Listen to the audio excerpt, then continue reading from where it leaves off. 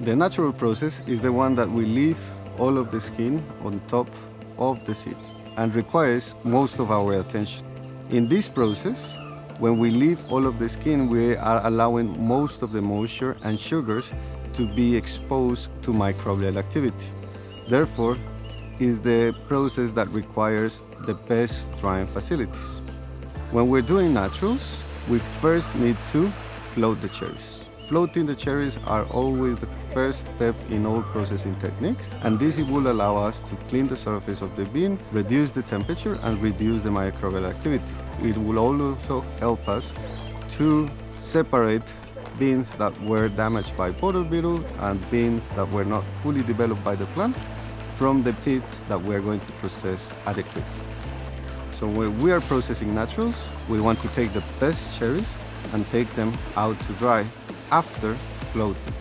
It is ideal that we take the coffee cherries to be in the drying space at 1 p.m. when the sun is at its highest stage, because we want a full and intense sunlight on the early stages of the drying process.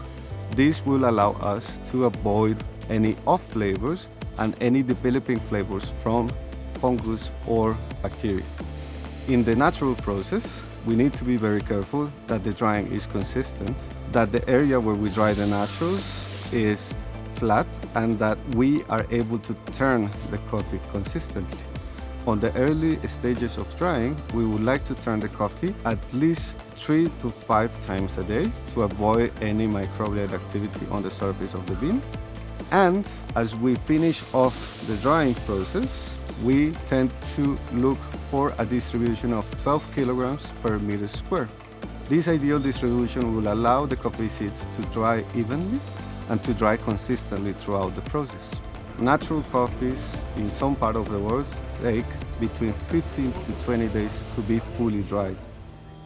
Once the coffee is fully dry in this shape, we will be able to dry mill it and expose the final seed. The flavors that come out from natural processed coffee are often more intense and more fruit-like. In some parts of the world, naturals are not easily to be processed. That's why, as we started to make coffee as a business, we started to pulp the skin off. In some part of the world, naturals often are related to bad quality.